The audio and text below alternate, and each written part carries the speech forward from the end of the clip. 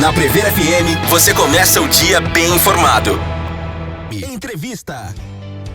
7h11, de volta com o Primeiro Jornal, e agora a gente vai falar um pouquinho sobre alimentação saudável com a Karen Miyamoto, que está aqui no estúdio já com a gente. Karen, muito obrigado por aceitar mais uma vez o convite e falar um pouquinho sobre alimentação saudável. Obrigado pela presença. Bom dia, eu que agradeço, é sempre um prazer. E hoje o tema que a gente separou é alimentação pré-gestação e também na gestação, né?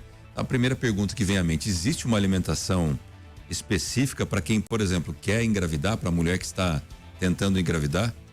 Com certeza, a gente sempre fala da expressão e resultados das nossas escolhas do dia a dia, né?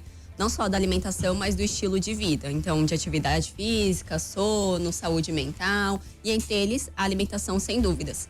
Então, nós temos, por exemplo, a alimentação que ela é saudável, à base de alimentos mais naturais, com menos processados, que é uma alimentação que a gente fala que tem um padrão mais anti-inflamatório, né? Então, prepara o nosso corpo para uma fertilidade melhor, para uma ovulação mais eficiente. Também garante ali um controle do peso, que também influencia 100% ali no período gestacional. E o que acontece? Entre a alimentação, consumo de álcool, tabaco, fumo no geral, sono, tudo isso acaba influenciando no que a gente chama da expressão genética, que é os estudos epigenéticos que a gente fala, né? E isso são passados para os bebês. Existem evidências científicas que mostram que os bebês herdam essa expressão gênica até dos avós. Então, a gente não tem certo controle sobre os avós, mas sobre os pais sim, né? Sobre o que a gente vai passar para esse bebê vai influenciar até a vida adulta. Então, o período intrauterino total, os primeiros anos de vida, a adolescência e a vida adulta. E vários estudos já mostram que isso está diretamente relacionado ali à hipertensão, obesidade, né? Doenças cardiovasculares. Então, é extremamente importante que a gente tenha o máximo possível de programação. Fora isso, também tem alimentos ali que são ricos em ferro, em vitamina A, que ajudam na parte de visão, coração, rim, o iodo também da parte de tireoide. Tudo isso vai influenciar num preparo da mulher melhor e o que ela vai passar para o bebê, para o seu desenvolvimento.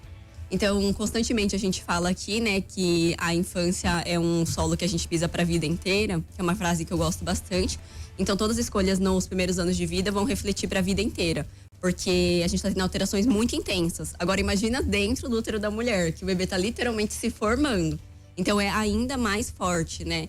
Então, eu lembro que durante a minha graduação eu fui num evento sobre a saúde da mulher e eles falavam bastante sobre dados de preparo pré-gestacional, que muitas vezes eu acho que era mais de 70%, se eu não me engano, né? Mas eram dados super elevados. As mulheres, elas não tinham se preparado para engravidar, o casal não tinha se preparado para engravidar. E daí isso às vezes causa um certo desespero, mas sempre tem o que ser feito, né? Então o que eu falo é isso: o ideal dos mundos realmente é um preparo pré-gestacional, mas a gente sempre consegue melhorar e fazer melhor a partir de onde a gente está, sem dúvidas. Quando o casal ele casa, ele vai constituir sua família, tem que ter o planejamento para construir a casa, o planejamento para um monte de coisa. Eu acho que é interessantíssimo esse assunto, porque poucas pessoas planejam planejam a gravidez, faz o bercinho, faz o quarto, já faz um enxoval, mas não planejam a alimentação. Quanto tempo é necessário desse planejamento no seu ponto de vista? Você falou, não, dá sempre para fazer, mas o ideal, se a gente pensar em ideal, se nossos ouvintes agora estiverem constituindo uma família, olha, eu quero ter um filho ano que vem, qual é o prazo que você orienta para a mulher? Acho que o homem, acho que não tem toda essa diferença, mas para a mulher, qual é o prazo que ela tem para que isso... Sim, o que a gente fala dentro da saúde são pelo menos 3 meses. E quanto mais tempo, melhor. Tempo também, né? Sim, mas quanto mais tempo, seria melhor, né? Então, por exemplo, uma pessoa que faz hoje, a pessoa ela é sedentária, ela tem muito estresse no trabalho, muito estresse em casa. Se dentro de 1 ano ela começar a fazer atividade física, começar a buscar recursos para ter uma saúde mental melhor, uma qualidade de sono melhor, impor limites da sua rotina, ela vai ter resultados positivos. Então, pelo menos 3 meses, mas quanto mais tempo sempre vai ser melhor. De melhorar uma alimentação, melhorar isso do estilo de vida geral, porque vai alterar aquela expressão gênica que eu falei da epigenética, que serão passados para os bebês.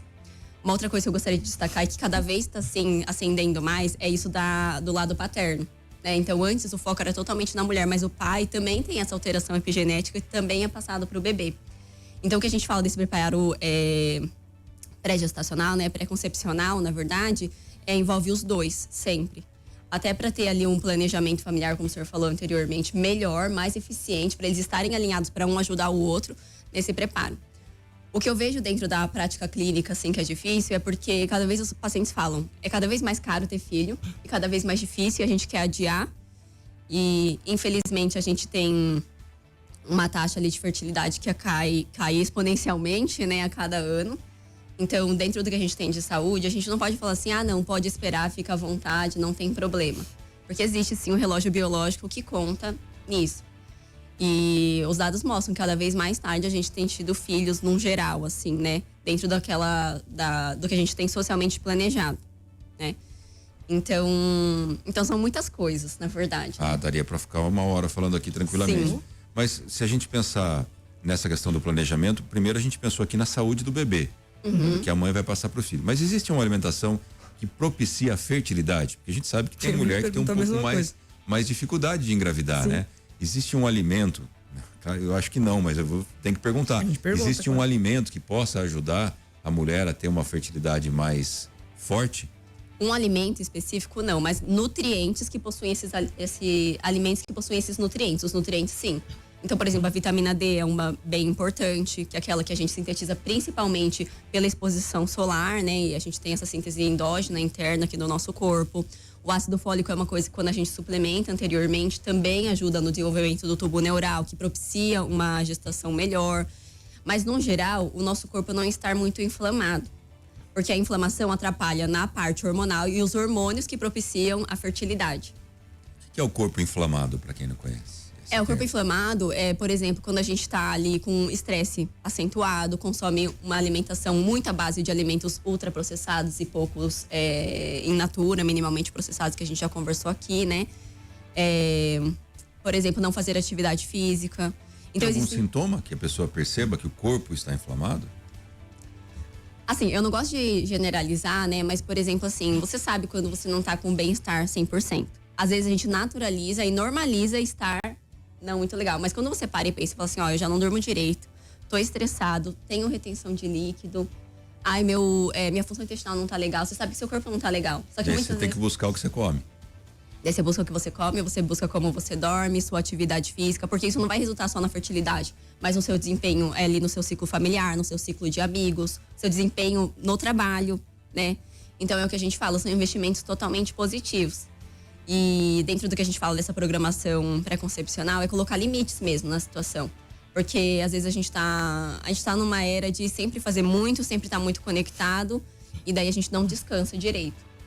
Então até onde eu vou fazer, né? Assim, hoje eu vou trabalhar sempre até 6 horas da tarde, depois disso eu vou buscar meu bem-estar. Porque se eu deixar para fazer tudo que eu preciso sempre vai aparecer às vezes mais coisa, e eu sempre vou trabalhar 8, 9, 10 horas. Né? Então, colocar limites. Eu sei que não é romantizando e que não é uma coisa possível para todo mundo, mas é uma coisa que a gente colhe muito positivamente lá na frente, então vale a pena esse investimento. Você comentou, Karen, do ácido fólico, né? E é muito comum, principalmente quando a mulher descobre repentinamente que tá gestante, o médico dá ali, né? Receitar realmente o ácido fólico e o sulfato ferroso também, né? Inclusive para auxiliar na saúde da gestação. Mas existem alimentos que podem colaborar para não precisar tanto, de repente, dessa suplementação medicamentosa do comprimido, realmente? Infelizmente, assim, o nosso corpo, quando vai gerar um bebê, demanda de muito mais nutriente do que só pra gente. Então, o ácido fólico, o ferro, eles aumentam drasticamente, o cálcio. Então, realmente é indicado que esse paciente receba uma suplementação, né, multivitamínica ali, para que garanta isso. O ideal é sempre assim, antes, tanto com o nutricionista quanto com o gineco, obstetra, né, é traçar um perfil ali, fazer todos os exames para ver como que estão os níveis, pra gente ter um parâmetro melhor, mais personalizado, mais direcionado. Então, uma das vitaminas que a gente presta bastante atenção é a vitamina A, que ela ajuda nisso da visão, desenvolvimento da visão, do coração, do rim, imunidade do bebê.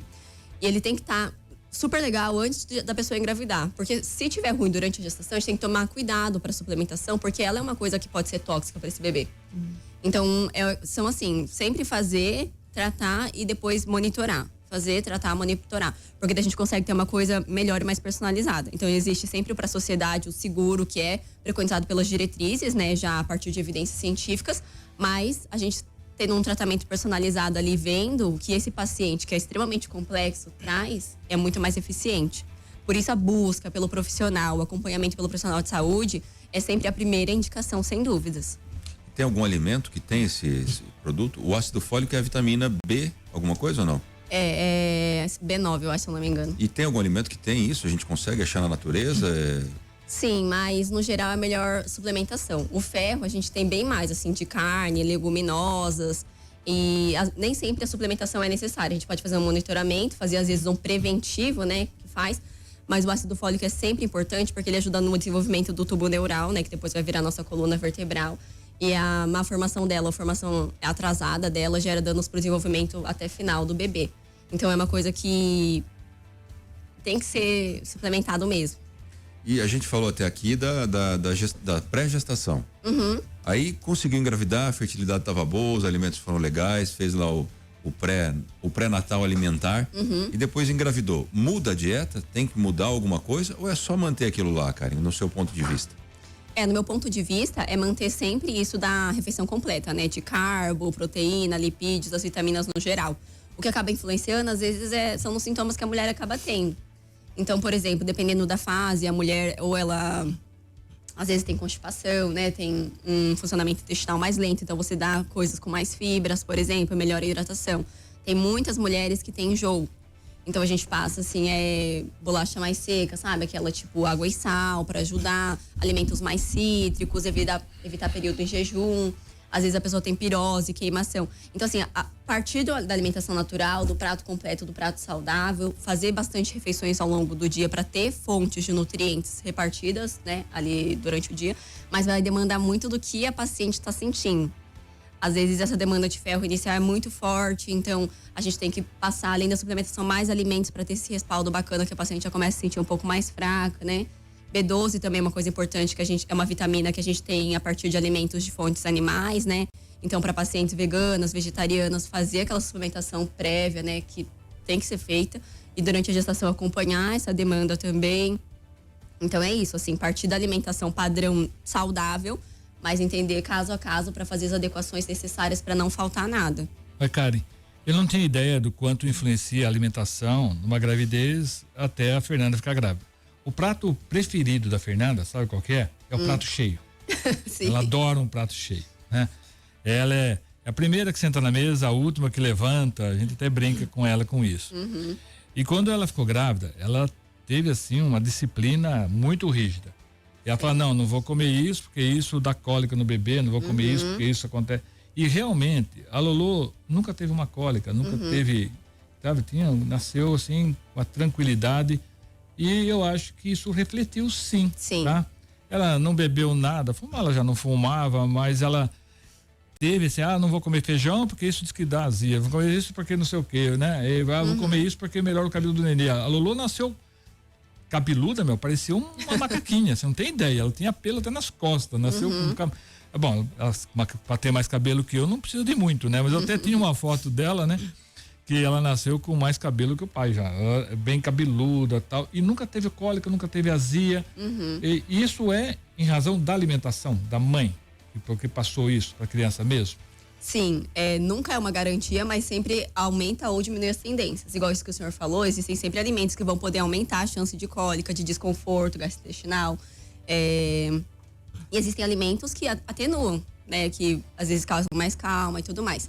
Existem bebês que eles já têm mais, que não é essa palavra, mas mais predisposição mesmo a ter. Daí a gente consegue atenuar e nem sempre consegue resolver. Mas existem bebês que possuem uma tendência baixa, se você evitar, ele já não vai ter, né? Uma coisa muito interessante também que a gente tem entre as pesquisas, e faz até um tempo que eu não vejo, vou dar uma atualizada, mas já saíram muitas em anos, assim, desde 2022 bastante, é que o bebê dentro do útero, ele já consegue identificar gostos e tudo mais. Não que ele consegue discernir um do outro, mas ele tem reações diferentes a alimentos que a mãe come. Isso é bastante interessante, porque se a gente fala que as preferências alimentares dessa criança se fazem nos primeiros 2 anos, principalmente até os 5 anos, agora a gente já descobre que começa dentro do útero da mãe, né? E eu falo isso, assim, as mães, elas têm uma força inacreditável, né? De mudança de hábitos alimentares. Então, diversos pacientes que não comiam Agora, eu queria ir pro outro extremo. tá? Nós falamos da alimentação saudável, tá? E quando a mãe bebe, é usuária de drogas, sei lá, faz tudo errado, o que acontece?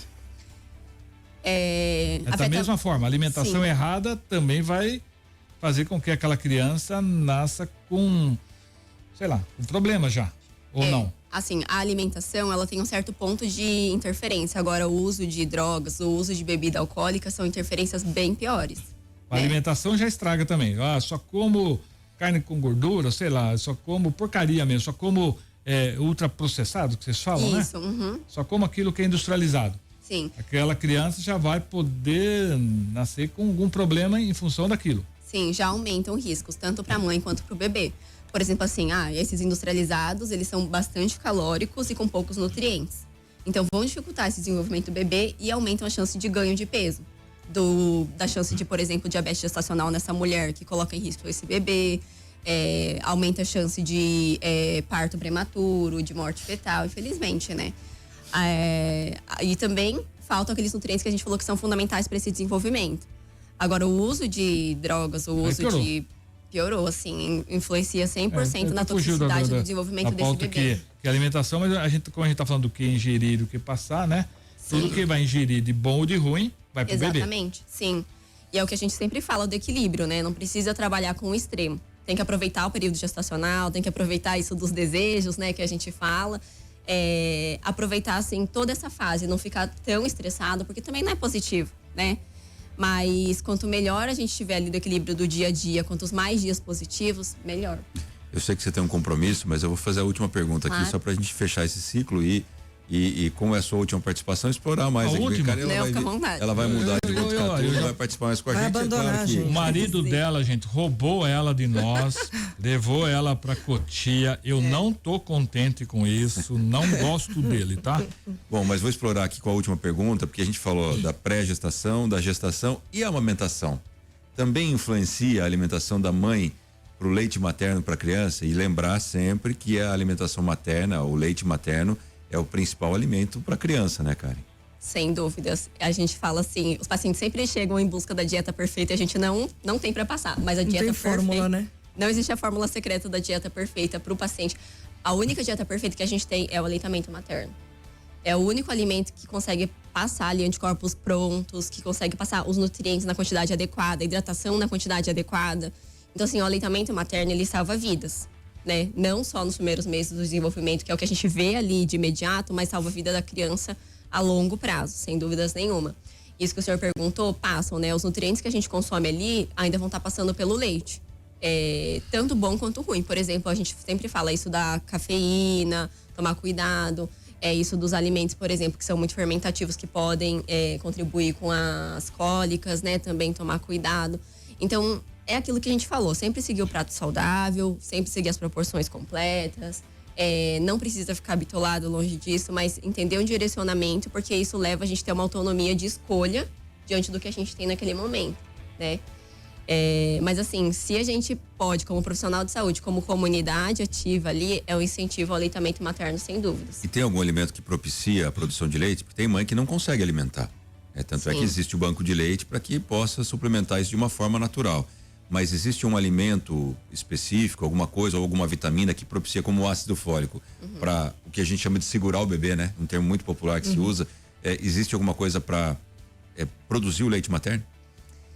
Nem sempre. Às vezes, assim, pode ser tanto da pega ou da produção de leite. São dois desafios, né? Que a gente não pode romantizar, são difíceis e a gente consegue buscar ajuda dentro do hospital, com as enfermeiras, com os profissionais que fizeram ali essa qualificação para orientar as mães, né? Porque é muito desafiador. Então, eu sempre falo, antes de eu ser aluna, de ter contato ali com essa parte da maternidade, eu não sabia quão difícil era amamentar, né? E às vezes a gente escuta como é bom, mas a gente não sabe, por exemplo, que o bebê demorou muito tempo para ter a pega e teve a fórmula nesse período. Ou, por exemplo, como machucou o peito da mãe e ela não conseguiu amamentar, que também acontece por um período, mas a gente incentiva para tentar continuar, para usar os recursos necessários para que isso seja feito, né? Mas assim, isso de descer, normalmente é tanto o estresse, um tratamento mais hormonal, mas existem momentos que a pessoa realmente não vai conseguir amamentar, né? E daí a gente entra com as fórmulas também, existem uma série de fórmulas diferentes. E apesar de a gente saber e conscientizar que o aleitamento materno é o número 1, ainda assim a gente tem outros recursos que também cabem para uma vida saudável dessa criança. Karen, muito obrigado pela sua participação mais uma vez aqui. Obrigado por toda essa trajetória que você trouxe com a gente aqui. Tenho certeza que enriqueceu a vida de muitos ouvintes, muitos internautas. Vai fazer falta aqui.